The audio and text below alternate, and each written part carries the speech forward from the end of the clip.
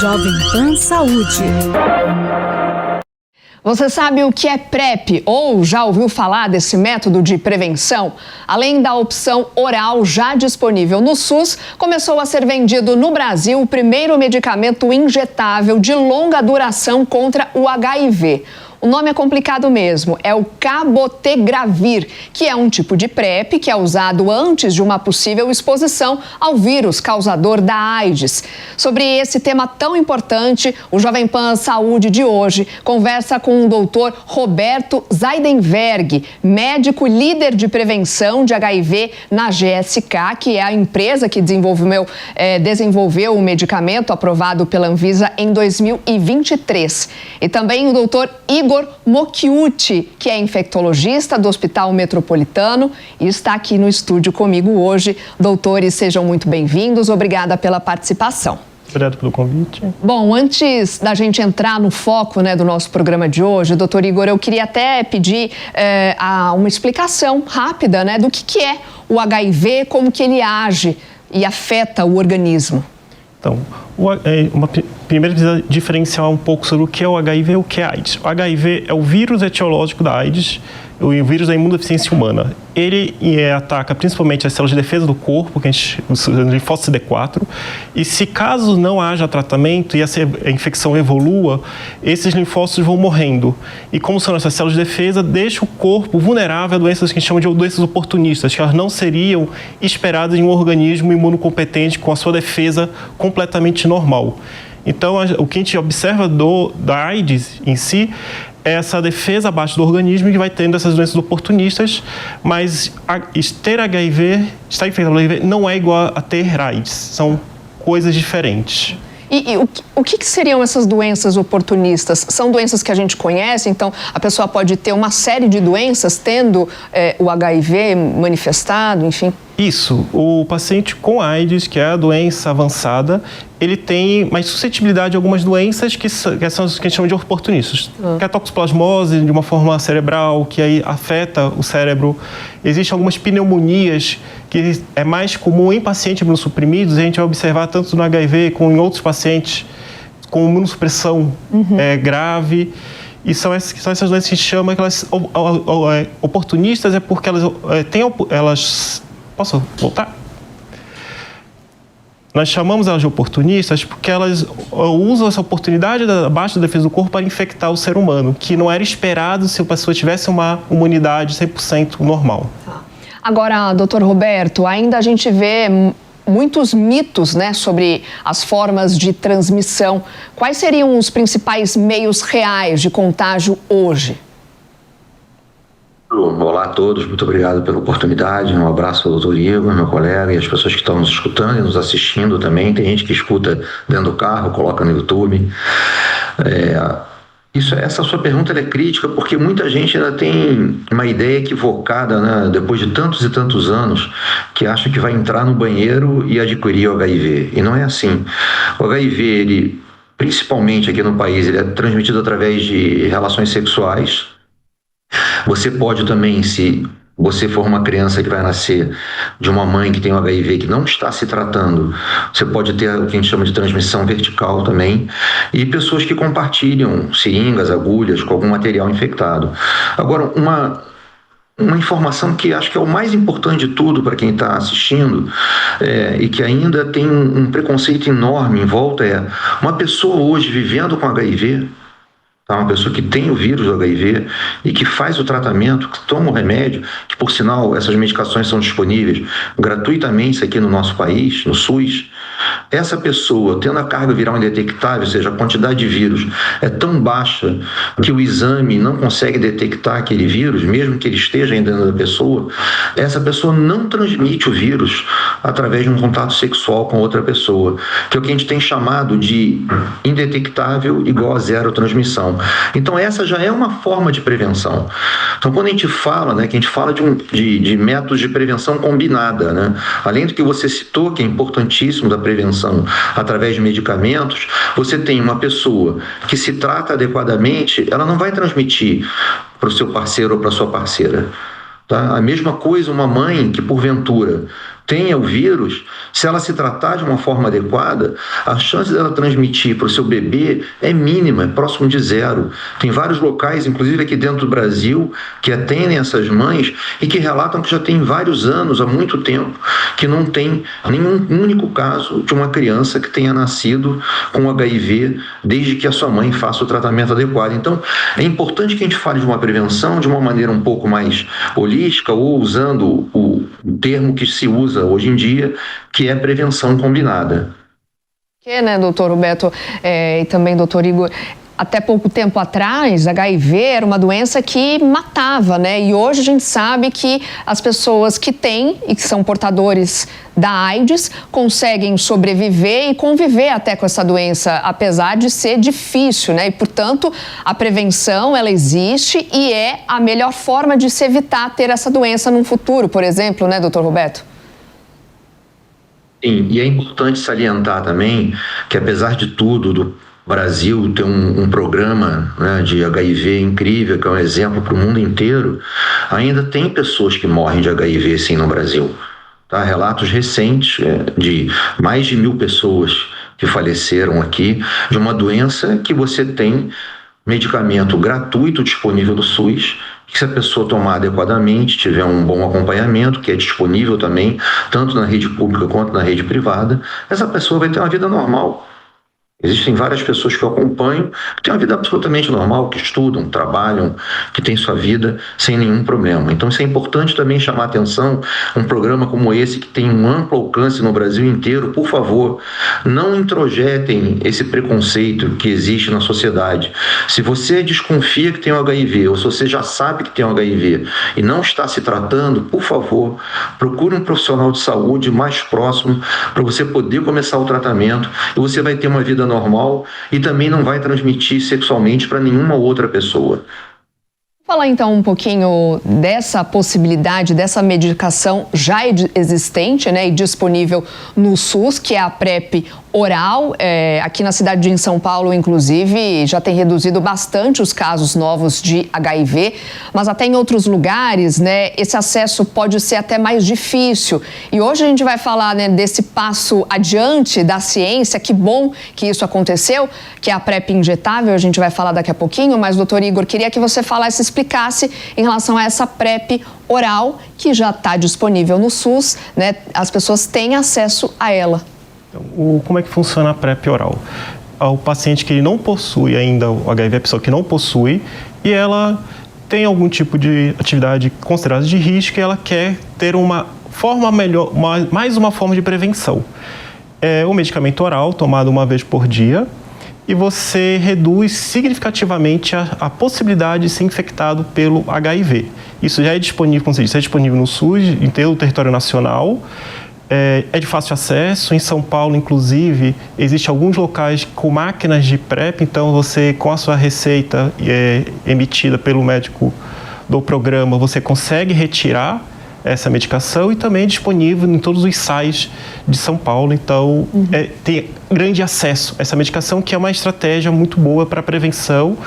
E o Brasil, ele conseguiu introduzir essa forma de prevenção de uma forma excepcional no território nacional. Márcia, o senhor até comentou da diferença, né, do vírus HIV e da AIDS propriamente dita. Só para a gente explicar e entender um pouco melhor como que acontece a evolução, então, até a AIDS. As células de CD4, conforme o vírus vai se multiplicando, ele vai destruindo essas células, elas vão reduzindo a sua quantidade no sangue e chega em um momento que elas são insuficientes para conseguir proteger o organismo sobre algumas doenças. E essas doenças vão se instalando e elas causam lesões. Uma toxoplasmose cerebral, por mais que ela seja tratável, ela pode causar sequelas e o paciente ter sequelas após essa infecção. Então, o que se procura? Diagnosticar cedo, começar a tratar o mais cedo possível, alcançar uma carga viral indetectável, porque é uma estratégia também de prevenção que a pessoa não irá transmitir para outras pessoas. Sim. E ela terá uma vida normal a partir que conseguir controlar a viremia do vírus. Perfeito. Doutor Roberto, vamos então falar dessa novidade, o que é exatamente esse novo medicamento, essa PrEP injetável e que, por enquanto, o acesso é só de forma paga, né? Então, uma explicação breve, em termos que todo mundo vai conseguir entender. Como o Dr. Igor explicou muito bem agora, nós já temos disponível na rede pública e na rede privada também a prevenção através de comprimidos, né, que a gente chama de PrEP oral, que é extremamente eficaz. A pessoa tomando as medicações, ela realmente tem uma chance de evitar o HIV que é altíssima. Alguns estudos falam de próximo de 100%. O que acontece é que a maior parte das pessoas não consegue tomar, a maior parte não, mas um número razoável de pessoas não consegue tomar de uma forma adequada, né, de uma forma constante. E, na verdade, quando essa medicação que você citou, o cabotegravir, quando saiu o primeiro estudo que foi comparado, né, com a PrEP oral, que já é uma coisa muito boa, o cabotegravir ele se mostrou superior. Ele foi melhor do que a PrEP oral em relação à prevenção do HIV. Foram 2 grandes estudos, na verdade, com o nome de HPTN 083, inclusive foram vários voluntários aqui do Brasil, e um outro 084 que foi feito no continente africano. Então, desde então, essa opção da prevenção injetável, que é uma injeção no glúteo, tá, intramuscular, a cada 2 meses, e que a pessoa tem, que é uma coisa incrível, isso é uma novidade, né? Você ter uma medicação de longa ação em que a pessoa fica protegida, próximo dos 100%, né? Não existe nada 100%, mas próximo disso, em que a pessoa fica protegida contra o HIV. Então, quando você me pergunta da disponibilidade, ela já desde agosto ela começou a ser comercializada aqui no Brasil, então tem um distribuidor, que é um Coprod, que faz essa distribuição de uma forma muito capilarizada através do Brasil, quer dizer, isso não é uma venda direta da GSK, e existe hoje a possibilidade da pessoa que possui recursos de comprar essa medicação e receber. Por um outro lado, a empresa está muito empenhada mesmo, bastante empenhada, em prover o acesso ao maior número possível de pessoas. Então, nós submetemos, existe aí só para uma explicação breve que as pessoas entendem, para uma medicação, uma nova tecnologia chegar no SUS, existem várias etapas. Uma delas é que você tem que aprovar num comitê, que é um comitê chamado CONITEC, e que então depois tem uma consulta pública, as pessoas podem se manifestar e vai ter um parecer favorável ou desfavorável até aquela nova tecnologia. No caso do cabotegravir, isso já foi submetido, estamos aguardando, quer dizer, isso não é um controle nosso, mas aguardamos a qualquer momento ter o anúncio da consulta pública e estamos realmente trabalhando intensamente para oferecer esse acesso ao maior número possível de pessoas no Brasil.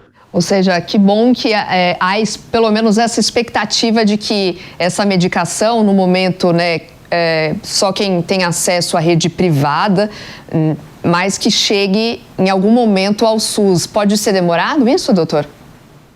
Isso é uma coisa que a gente não controla. A expectativa da gente é que, assim, houve uma negociação muito forte. Esse dossiê foi, inclusive, submetido com o aval da Sociedade Brasileira de Infectologia. Houve um trabalho interno intenso para encontrar um custo, um valor que fosse acessível, né, que não tivesse nenhum tipo de impacto negativo em relação ao Programa Nacional de AIDS, e nós estamos, claro, abertos à negociação, como sempre estivemos, e eu acredito que logo no início do ano que vem, pelo menos é o meu desejo, que a gente tenha essa medicação, né, essa prevenção disponível para os brasileiros. Ela hoje está disponível na rede privada, qualquer pessoa pode ter acesso, basta se consultar com um profissional de saúde e solicitar a compra através dessa empresa e essa medicação chega até essas pessoas.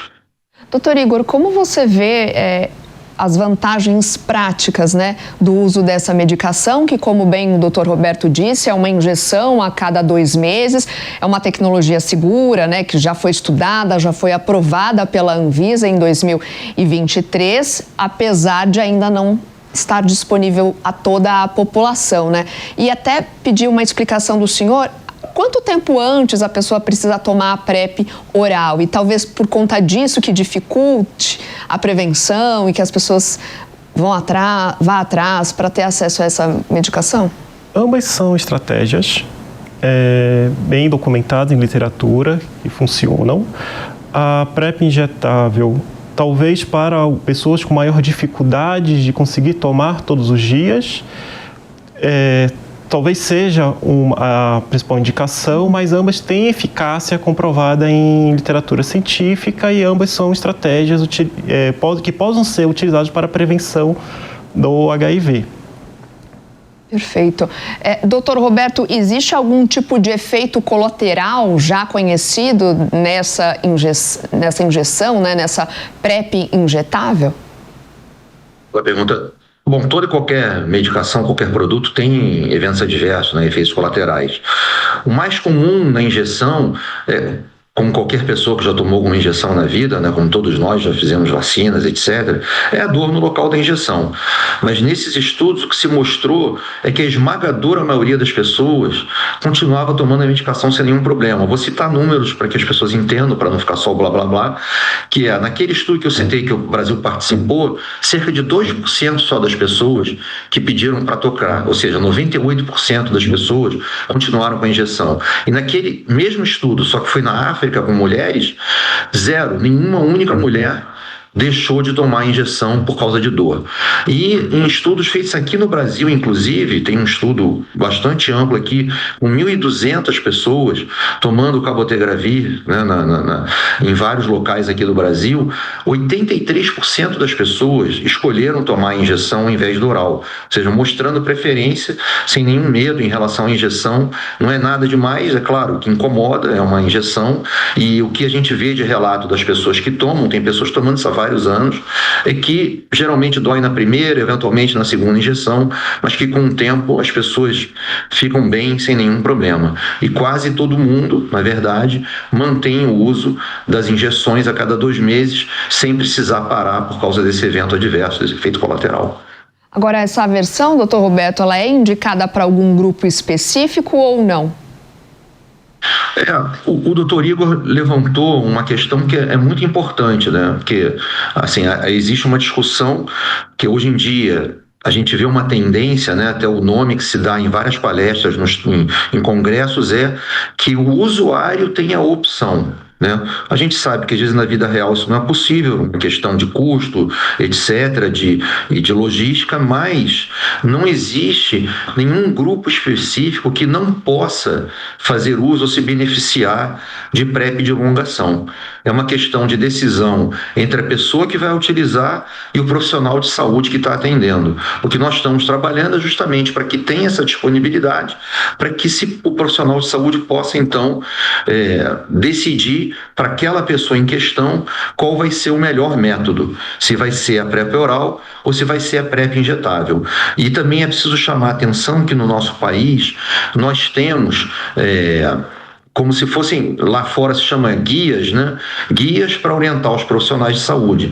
Assim que nós tivermos uma disponibilidade da PrEP injetável no país, certamente nós teremos o departamento do Ministério da Saúde nos orientando para que grupos ou para que pessoas a gente deve priorizar o uso da PrEP injetável. Mas não há nenhuma contraindicação, isso é importante que as pessoas entendam. Tá. E só para a gente entender também, é preciso fazer algum tipo de exame antes? Quem é que pode indicar, né? Qual é o médico que prescreve essa medicação? Excelente pergunta. Olha, na verdade, isso é o que o doutor Igor explicou e que eu também. A gente está falando de pessoas que não têm HIV, tá? A gente está falando de prevenção. Então é importante que a pessoa faça o teste do HIV para saber que o teste está negativo e então possa começar a prevenção. Isso serve tanto para PrEP oral com comprimidos quanto para PrEP injetável com injeção a cada 2 meses. Tem que ter o teste. Em relação a quem pode prescrever, é importante ressaltar que aqui no nosso país, a gente tem hoje regras que permitem que a prevenção, né, que essas medicações sejam prescritas não só por médicos, mas também por farmacêuticos e por enfermagem. Então nós temos serviços de excelência. Eu visitei um recentemente aqui no Rio de Janeiro, com 3 enfermeiros num polo de prevenção, aqui na zona sul da cidade, funcionando no horário expandido para que mais pessoas possam ter acesso e recebendo. A mesma coisa em São Paulo também. Eu tive oportunidade com uma iniciativa incrível dos gestores de São Paulo, oferecendo PrEP no metrô, oferecendo máquinas em que as pessoas chegam com QR Code no seu celular, através daquilo que a gente não falou muito aqui, mas que a gente falando de acesso tem que lembrar que a gente tem hoje em dia telemedicina, então as pessoas podem hoje ter acesso a consultas com profissionais e que vão prescrever essa prevenção de uma maneira remota e que aquela pessoa pode ter acesso. Isso é muito importante, que as pessoas às vezes têm vergonha de se dirigir a uma unidade de saúde e elas podem hoje ter uma consulta remota e conseguir acesso a essas medicações. A gente torce para que esse exemplo tão bem sucedido de São Paulo se espalhe pelo nosso país. Doutor Igor, eu queria até uma avaliação sua e da prática clínica mesmo. O senhor acredita que o preconceito ainda é um grande obstáculo, né, para que as pessoas encarem a prevenção de maneira séria? Sim. O HIV, infelizmente, quando ele surgiu lá no final da década de 80, início da década de 90, ele teve um estigma muito forte. E ele foi visto, como outras doenças contagiosas em outros momentos da história humana, como uma punição moral para aquelas pessoas que se infectaram.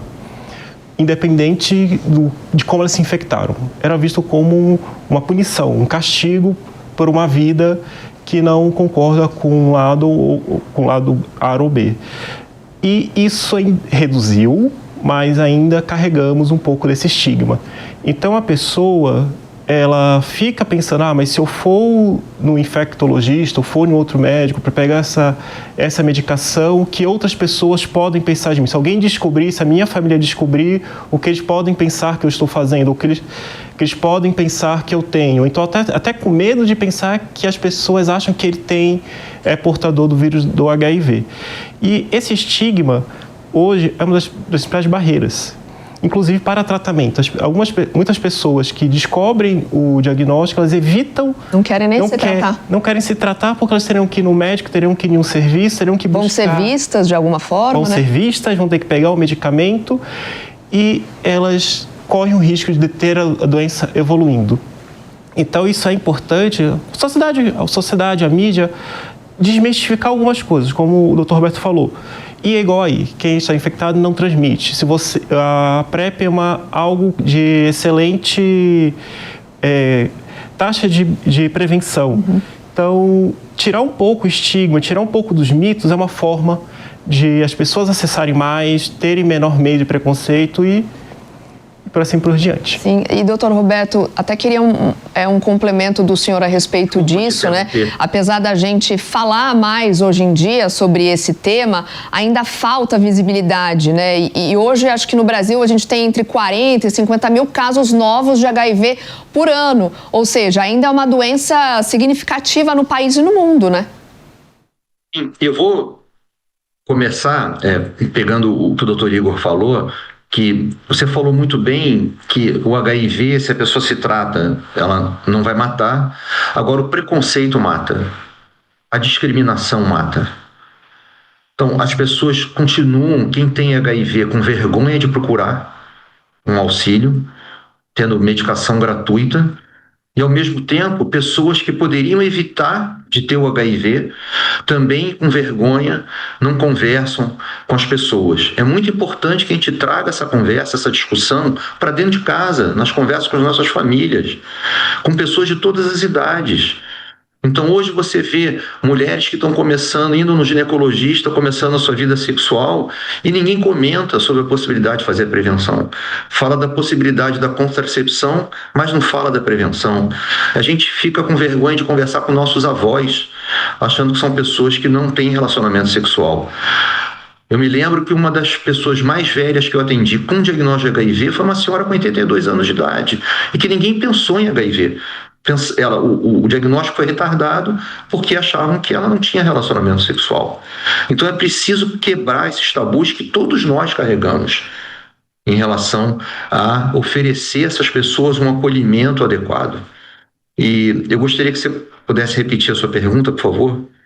Eu até trouxe dados dizendo que hoje a gente fala muito mais sobre esse tema, né? Mas como a gente falava aqui com o doutor Igor, enfim, com o senhor também, temos no Brasil entre 40 e 50 mil casos novos surgindo, né, todo ano.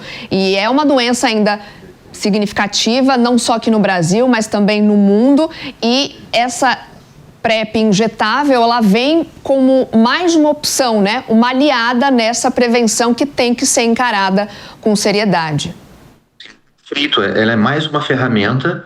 A gente já dispõe de inúmeros recursos, como a gente está falando aqui agora, né? Nós temos uma PrEP oral disponível no país, em que ela é bastante eficaz, e a chegada da PrEP injetável, né, do cabotegravir a cada 2 meses, traz um recurso que é fantástico, que as pessoas podem se beneficiar.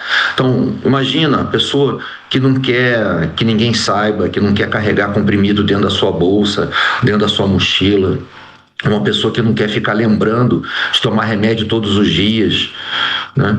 Então, assim, traz para as pessoas que pretendem se prevenir do HIV uma ferramenta incrível, muito fácil, uma injeção simples no glúteo a cada 2 meses, e que a pessoa fica com prevenção, prevenida, sem possibilidade quase que remota, mínima, de adquirir o HIV. Agora, quem já usa a PrEP oral, doutor, pode migrar para essa opção também da PrEP injetável? Existe algum tipo de processo para que isso seja feito ou não? Essa migração pode ser imediata, inclusive esses estudos que eu citei de vida real também oferecem essa opção, inclusive de mudar tanto da oral para injetável quanto da injetável para oral, porque depende muito do momento de vida daquela pessoa, o tipo de prevenção que a pessoa vai escolher. Então a resposta é sim, essa migração pode ser feita a qualquer momento, tanto de um lado quanto para o outro, de acordo com o que vai ser melhor para aquela pessoa naquele momento de vida. Eu acho que o recado do nosso programa de hoje, né, fica que prevenção e informação, conversa são de fato aliadas nesse tema que é importante e precisa ser falado, né, doutor Igor? Sim. A medicina evoluiu muito com o combate ao HIV. Eu fiz residência em um hospital que foi um dos primeiros hospitais do Brasil a tratar o HIV. Ainda havia alguns pacientes, mas era legal que eu pegava os pacientes antigos no ambulatório, eles falavam assim, nossa, mudou muito. Os medicamentos que tinha naquela época tinham uns efeitos colaterais, hoje não tem efeito nenhum. E a gente vê que a gente conseguiu evoluir enquanto humanidade, enquanto ciência médica, ciência farmacêutica. Entretanto, a sociedade ainda carrega estigma. Lá do passado, lá do passado, menos, mas ainda bem carrega. Distante, inclusive. Então, assim, HIV tem tratamento.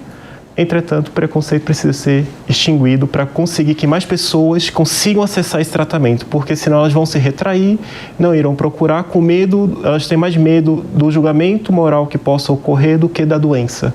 E isso mata. Quer complementar, doutor Roberto? Sim, eu gostaria que as pessoas compartilhassem esse programa tão importante, trazendo informações que são relevantes. Então, converse com seu filho, com a sua filha, converse com suas amigas, seus amigos, mande para aquela pessoa que você sabe que terminou um relacionamento, está num site, num aplicativo de encontros, converse com as pessoas.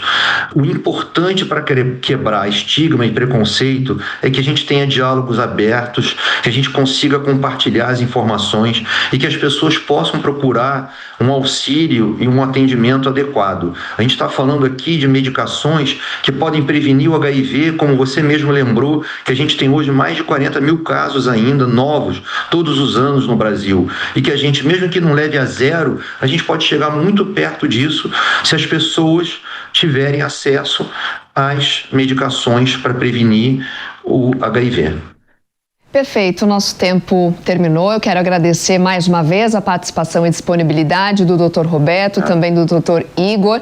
E claro, a você que nos acompanhou, obrigada também. Se você tiver alguma sugestão de tema, alguma dúvida, mande um e-mail para nós, é o saude@jovempan.com.br. Para rever essa e outras entrevistas, só acessar o canal Jovem Pan News ou o aplicativo da Panflix para Android ou iOS. E a gente se encontra na semana que vem. Até lá. Jovem Pan Saúde. A opinião dos nossos comentaristas não reflete necessariamente a opinião do Grupo Jovem Pan de Comunicação. Realização Jovem Pan.